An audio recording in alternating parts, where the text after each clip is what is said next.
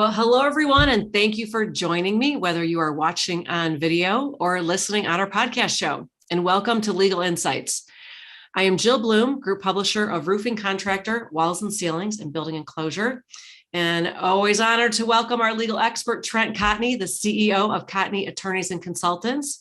Trent, thank you for joining me, and it was very nice seeing you in New Orleans. I know, it was great, Jill. It was good to see you in person again, and I'm happy to be here. Yeah, it was really nice to have everyone back at the International Roofing Expo in New Orleans. And there was a lot of people there, much more than last year, I have to say. But Trent, I know that when we were there, one of the most exciting things is you had a couple of sessions that you covered. But before we talk about that, it looks like Biden just signed a new executive order. Can you tell us about that? This is important. I know that there's some things that contractors really need to know. Yeah, absolutely. So I believe it was February 4th, President Biden issued an executive order that affects large federal construction projects over $35 million. And what they have done in that case is they said they need to have PLAs, labor agreements in place that basically act as an umbrella over existing union agreements. This is going to allow more union labor to do these large federal construction projects. Some of these could impact vertical construction like roofing. But this is just more of what have already seen from the Biden administration, definitely pushing union labor. Wow. Okay. Interesting. So let's go back to IRE though. So you had a couple of sessions. Can you tell us what you guys talked about? Yeah, absolutely. So, the crowd at IRE was fantastic. We really got a lot of great input in all the sessions that we did there. And had the opportunity to really kind of go through some key contract provisions and talk about some stuff that's needed to kind of navigate the current material volatility issues that we've got. But the thing that I liked the most was we had a fantastic panel discussion on the last day on Thursday. And on this panel, it was myself, John Kinney from the consulting side of the company. And we had Craig Breithaupt. Everybody knows Craig. He's a fantastic lobbyist. We had Leo Ibarra from Blues Roofing, a commercial roofer from California.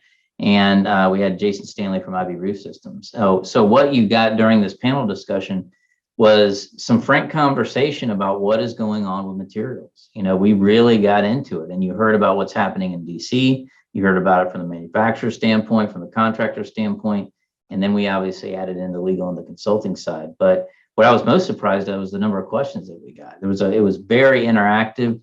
And you can tell that even though this thing has been going on a while, people still had a lot of questions, and this thing has kind of morphed, I guess, over the last year and a half or so. So very interesting. It was well received, and really glad that we did it.